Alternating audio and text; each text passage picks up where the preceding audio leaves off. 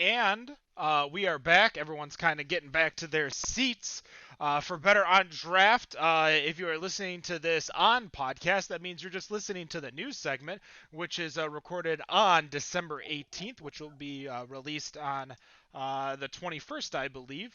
We're also going to be recording, as we do every single Friday night, our podcast with Parent Brewing, which we already got done. Go check that out, which is already on our podcast. We also have two more podcasts we're recording tonight because we're taking off Christmas and New Year's. We've earned a break. I feel we deserve.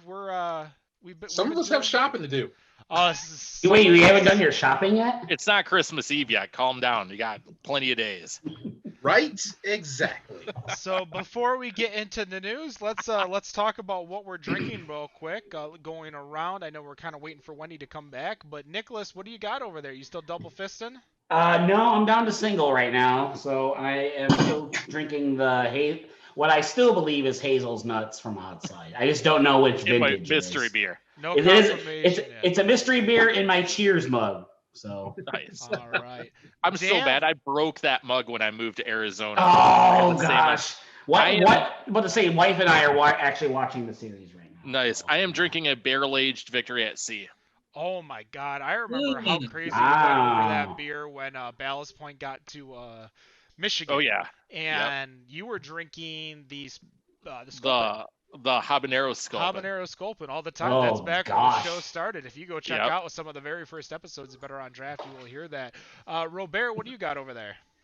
Pretty much finished the no rules, so I'm gonna move on to the Roke's Raw Power, which is their bourbon barrel aged stout. So I'm gonna crack that open in a bit. And Wendy.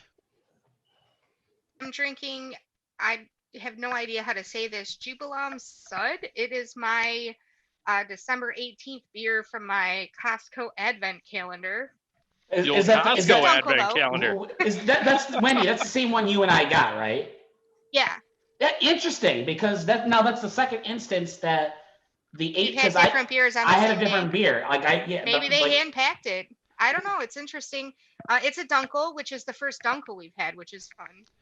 Because I know I haven't gotten. I don't think I've gotten that one yet. I got the chance. My amazing, and I will definitely say amazing, because I have refused to look at the price, but you can see my advent calendar right here ain't as big as yours. That's because it's a Japanese whiskey advent calendar, and I can only imagine, because one of the 1 ounce pours in there is Hibiki 17, which is easily $35 to $40 for a 1 ounce pour at any bar you go to.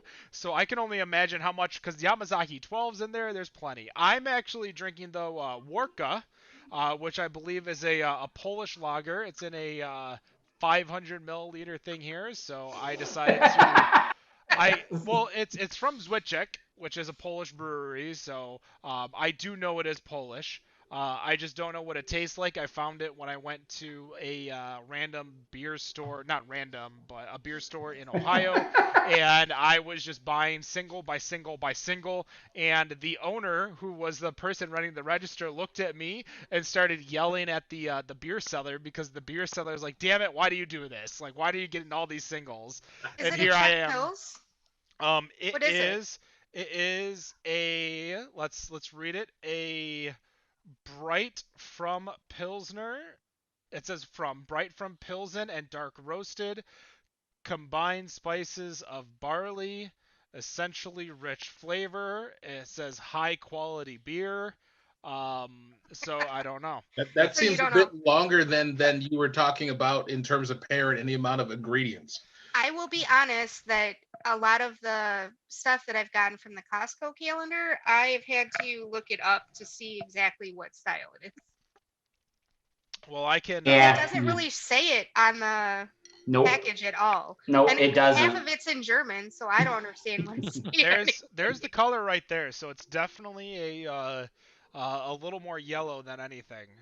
It's not like a dark lager or anything like a brown color. It's maybe like a dark like a honey mustard yellow.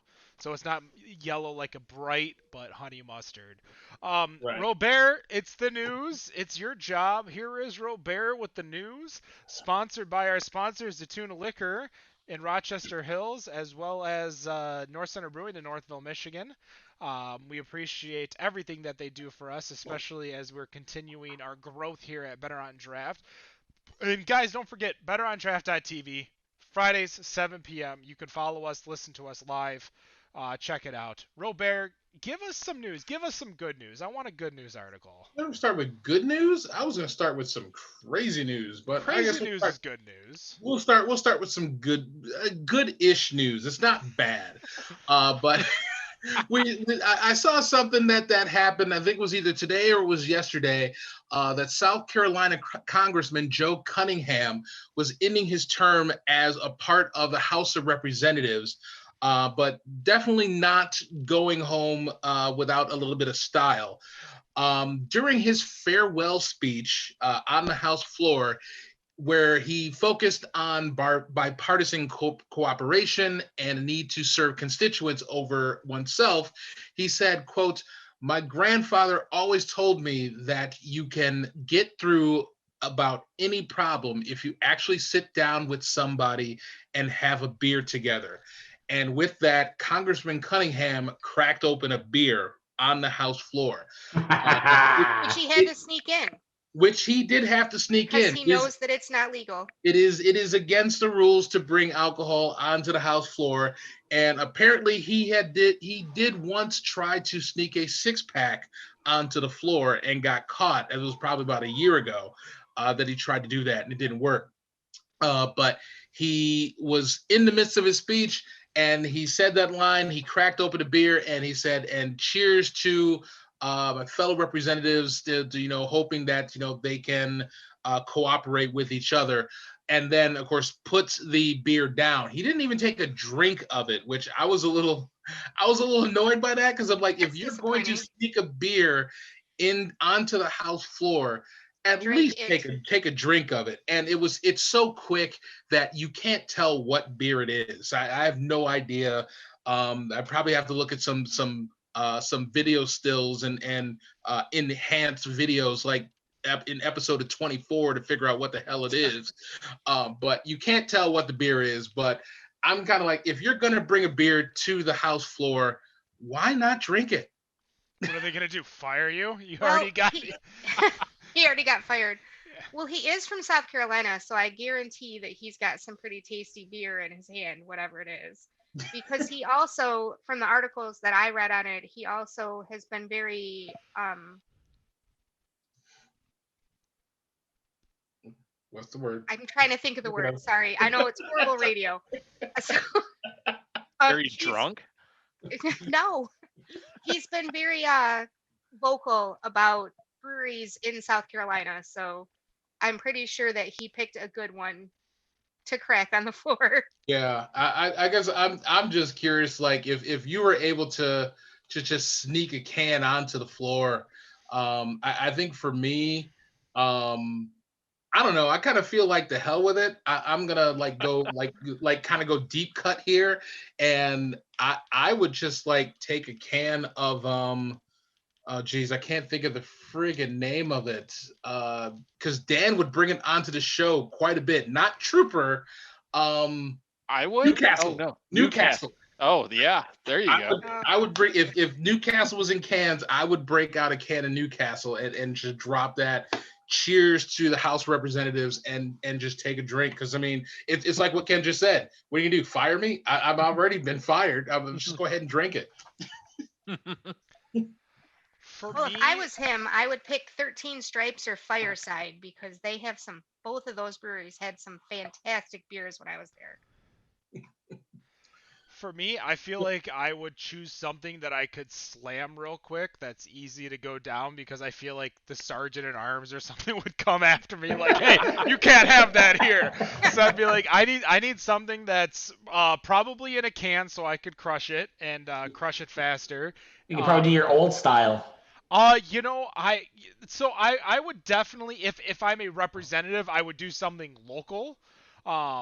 So something that represents my brand, not my brand, but at Your least where district. my district, yeah. Your district. So Okay. if it being in Ypsilanti, I'd probably bring something at least for distro wise. I'd probably have to do something like um, either Jolly Pumpkin or which I was about to say Witch's Head again, Wolverine State. Um, something in the Ann Arbor area for that would have necessarily cans or something that I could get distro that I could bring in. That almost sounds like it's like Ken Kanashevsky becomes first House representative to shotgun a beer. Love to see But then that. you got to go the Stone Cold route after and start flipping everyone off. I would definitely have paid someone to bring like a Bluetooth speaker in to do the glass shattering and the just go full in. Like what are they gonna do? They ain't gonna arrest you. I mean they might. They might. They might.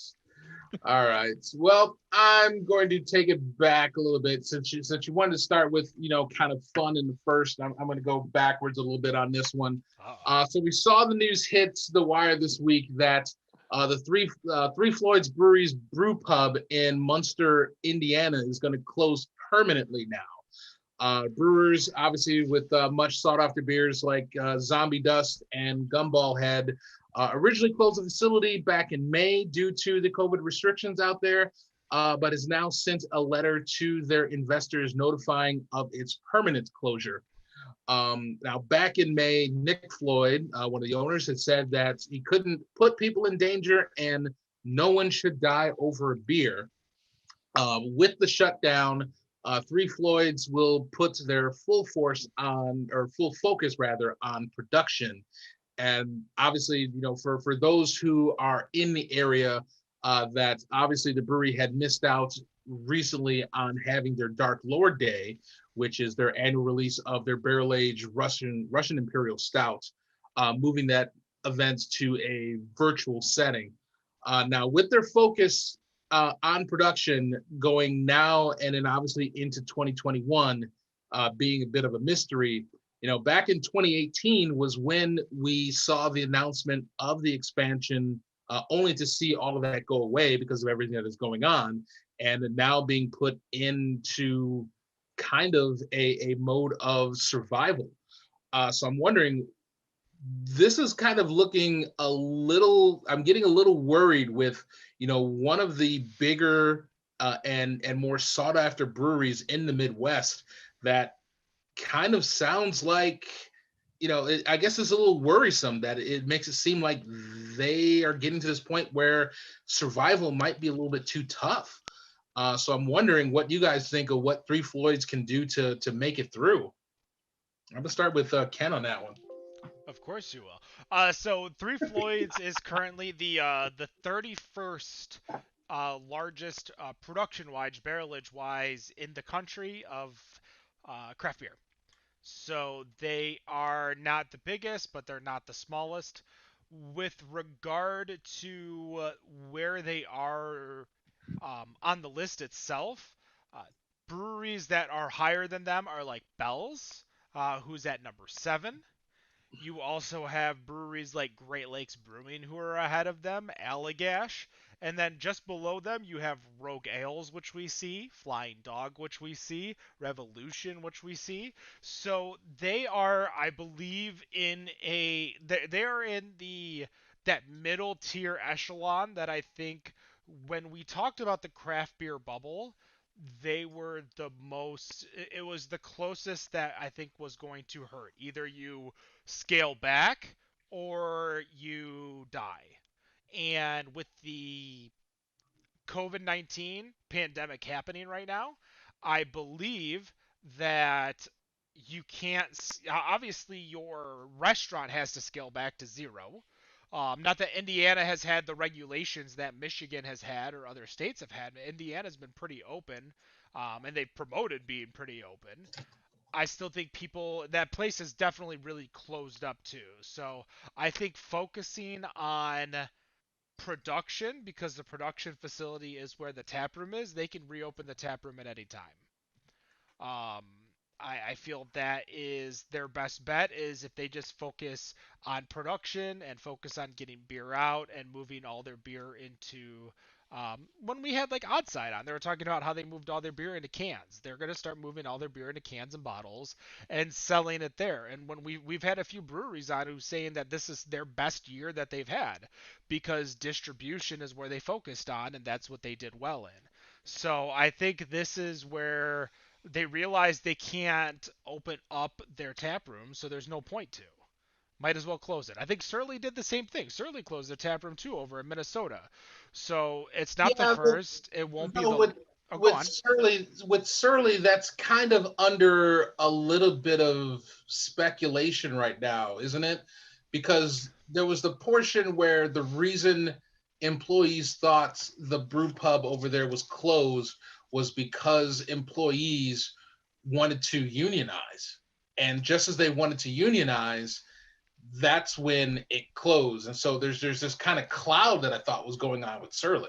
Well, Minnesota, which we've mentioned on the show, has really interesting, terrible, interesting laws with distribution, selling out a tap house.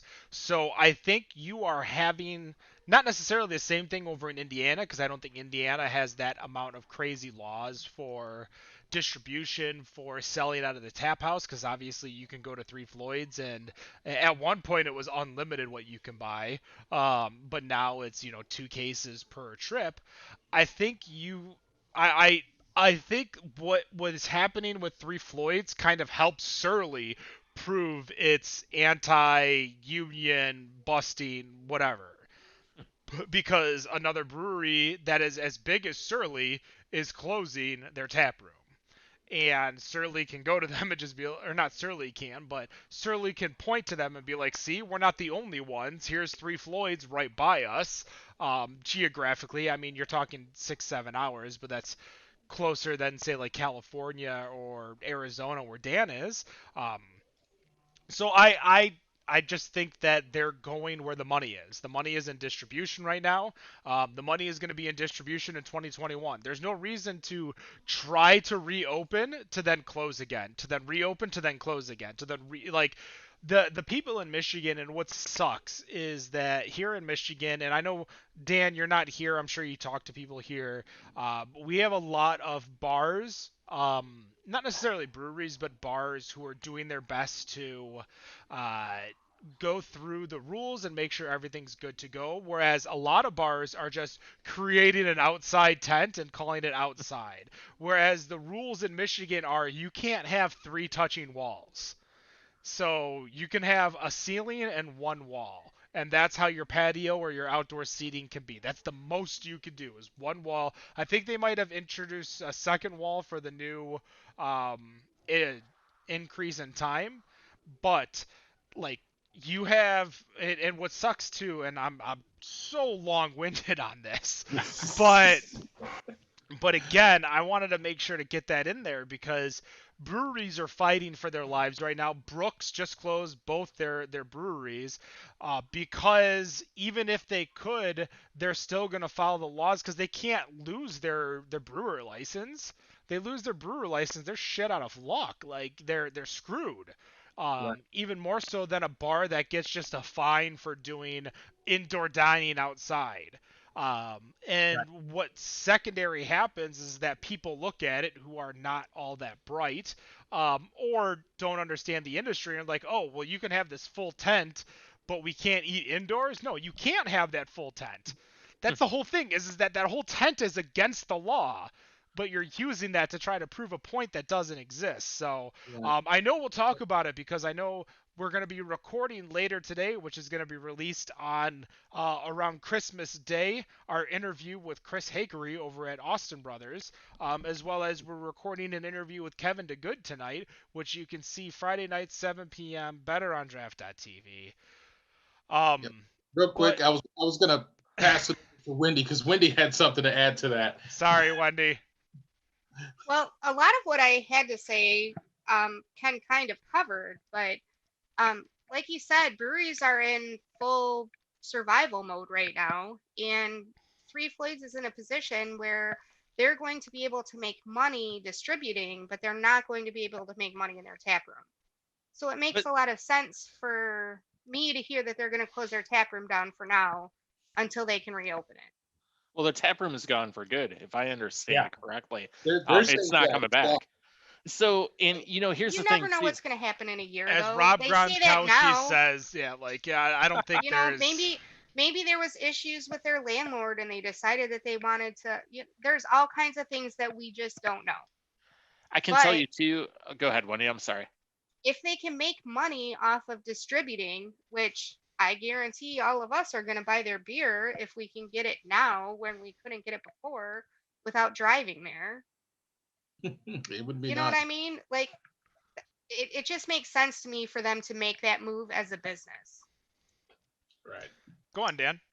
I was just gonna say, you're talking about all these tents and everything going on, and I just got a fun anecdotal story of, I don't know if it's happened elsewhere, but something that just happened here this weekend. It was with a tap room, not with a brewery, and this is a perfect reason why you really should consider not being open. It sucks, but perfect example. These guys finally got their licenses because it was a new business they bought from someone else.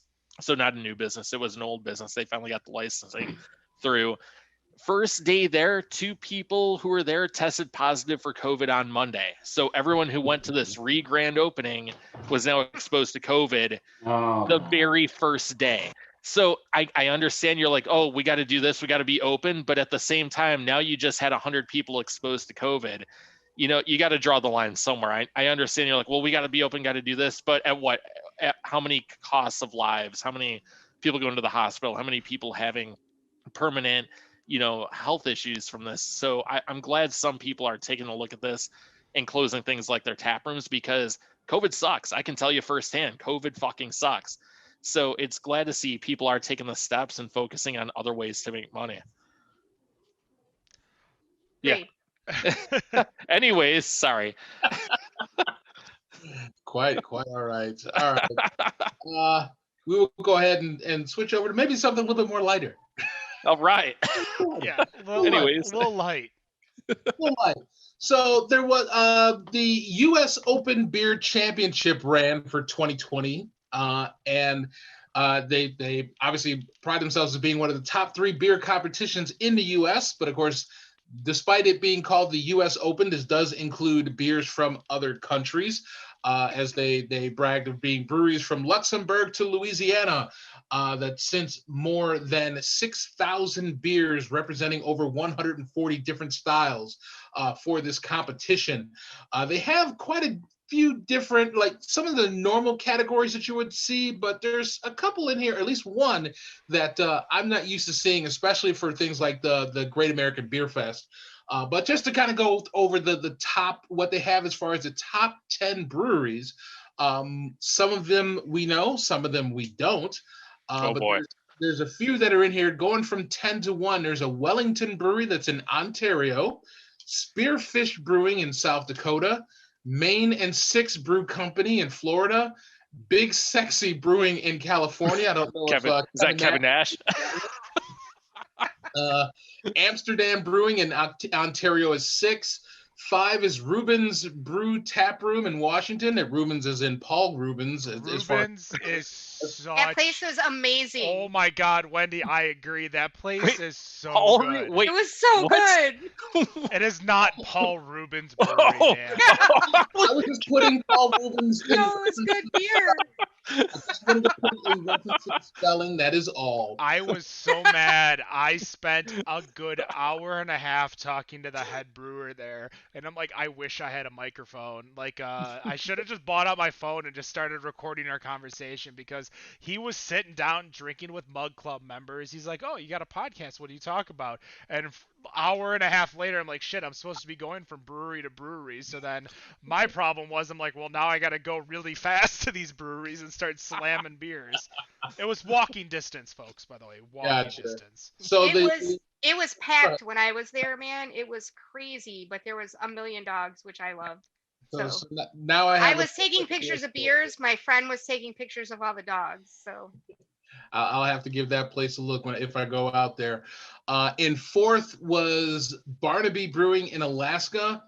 Of the top three, there's at least two of them that I know of that I've had their beers from. Number 3, Narrow Path Brewing out of Ohio.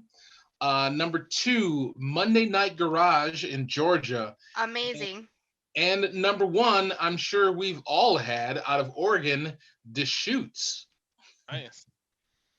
So that was a pretty congrats to all of them to make the top 10. Michigan did win some awards out of this list. There were some gold, silver, and bronze for styles. So shout out to a couple of the breweries being Cedar Springs, Third Monk, New Holland winning for Dragon's Milk White. They actually won a gold for that one. Oh, for real? Oh, New Not a Holland, stout. New Holland, not a stout. That's true. New Holland got a silver for Hazy River. There's a Workshop Brewing out of Traverse City. Fetch Brewing in Whitehall. American Harvest, which actually that's the Schoolcraft School. Getting the Grand Cru, getting a silver medal for the Grand Cru. nice. Another bronze for American Harvest for their Sinful, spelled with a C, Imperial Porter. Haymarket Brewing got a couple bronze medals for their Bollocks and Sturgill. And Territorial, another one for New Holland, and Silver Harbor winning for bronze medals in their respective categories. Dragon's Milk White won for barrel-aged pale beer, just so you guys know. There you go.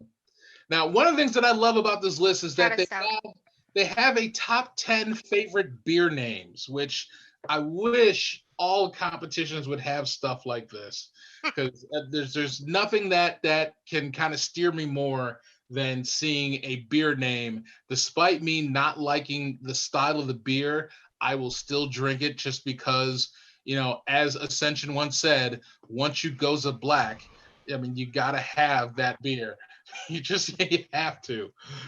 So they had a top 10 list of their favorite beer names, going 10 from 1, You're Killing Me S'mores, Tipsy Goat Bach, Aromatic Dippa, which Aromatic spelled ARROW, Aromatic. 8 was I Don't Give a Schnitzel, Oktoberfest. 7 is Fog Eat Fog World. 6 is Double Rog Dare You. 5, Straight Kick to the Scotch Ale. 4 as Flavus Maximus. 3 is Breaking Bud. 2 as Purple Floors and Dinosaurs. And number 1, Menace to Sobriety. Which, like I said, got some pretty decent names in there. So it's kind of. I was gonna say Breaking Bud's the one that got the C&D from Breaking Bad, didn't it? Did they? I kind of feel like they did, but maybe they worked something out. I don't know. No idea. I love like championships because obviously it gives us content here at Better on Draft to talk about. Having done one World Expo of beer, like it becomes a crapshoot after a while. So I saw a lot. Oso got a few over in Arizona, Dan. I think Oso got 2. Mm-hmm. But I'm excited now that I see that there's 2 Ontario breweries, and since they're a little bit close, when Ontario allows Michigan people to go into the state or country again. I don't think that's an Ontario thing. I think that's a Canadian thing. That's very much a Canadian. It's very much a Canadian. They don't want us there right now. Yeah. So it looks like one's in Toronto. I don't blame them either. One's in Toronto, one's in Guelph. So.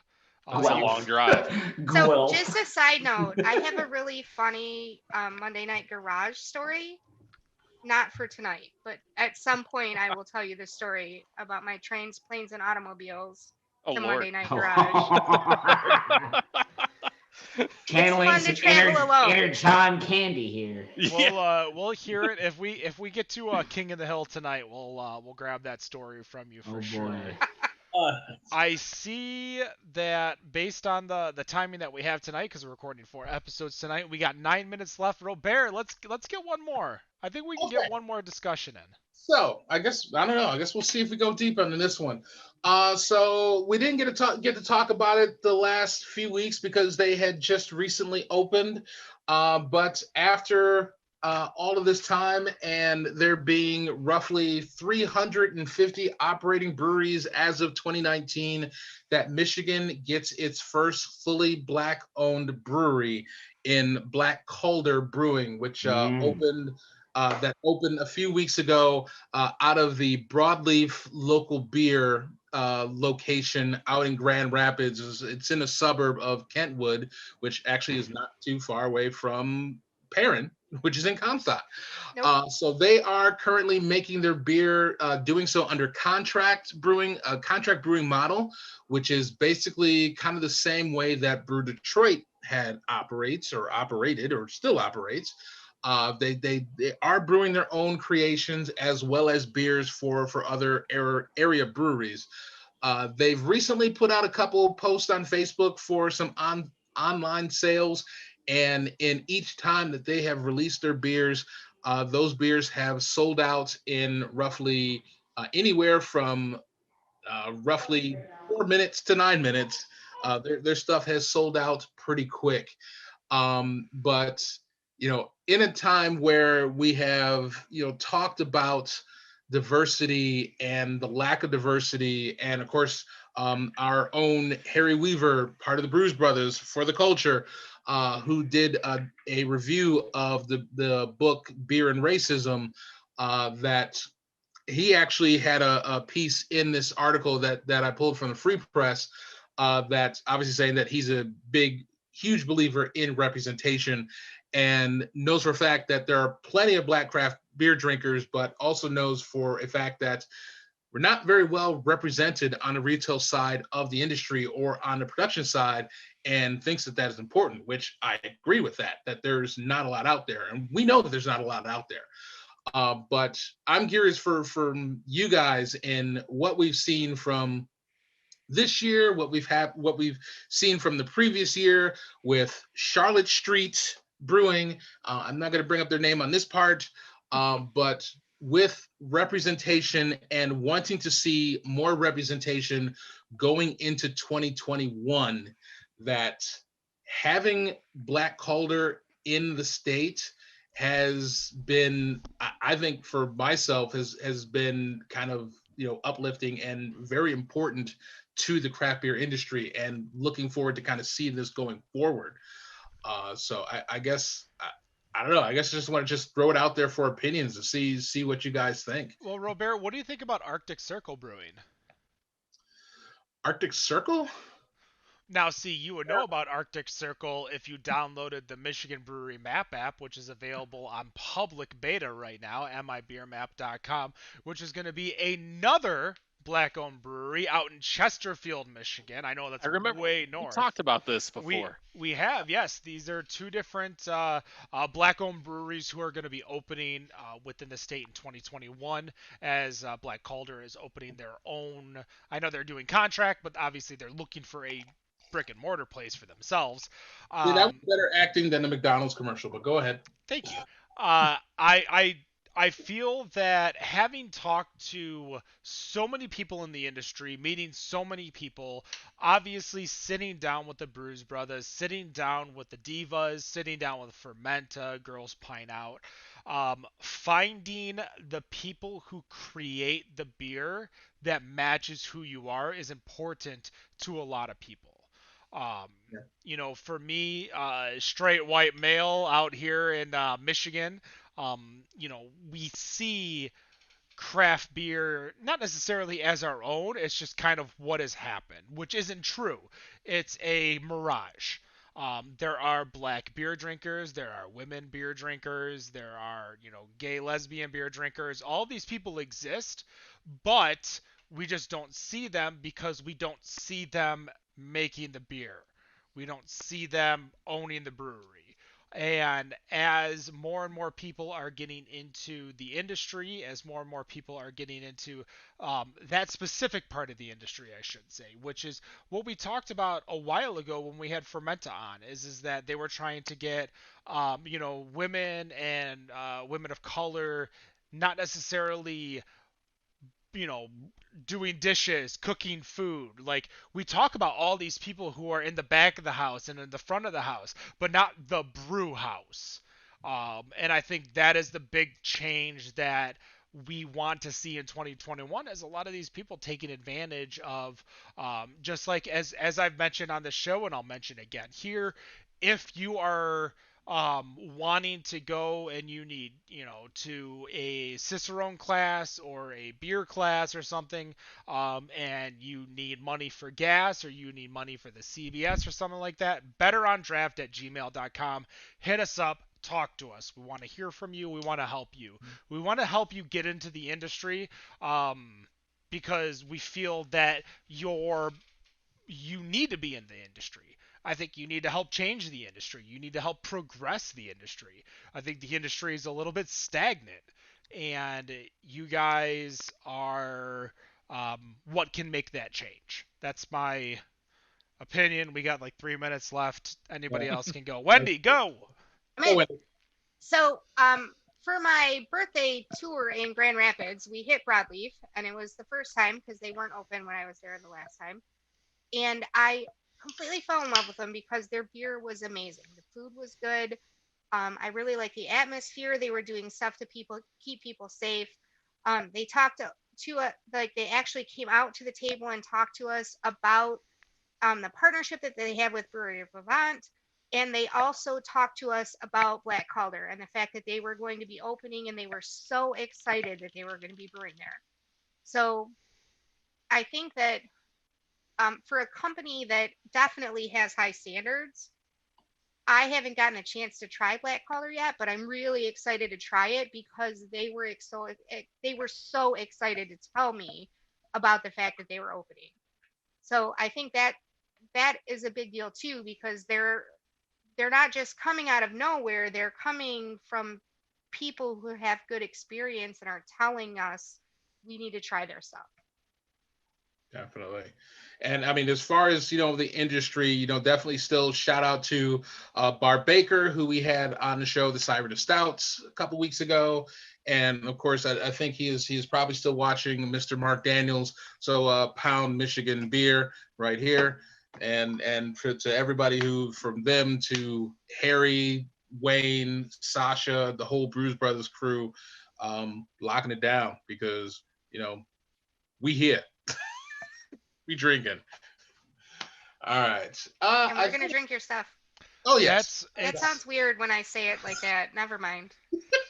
It is 8:24. We are live better on draft.tv Fridays at 7 p.m. Eastern. Obviously, we're taking Christmas and New Year's off, so we will be back for dry or damp January for Wendy over there. And that's going to do it. Better on Draft the News, 12/18/2020. No matter what you think of your beer, we think it is better on Draft. Have a good night. Baba Mwawa Oreza. Peace.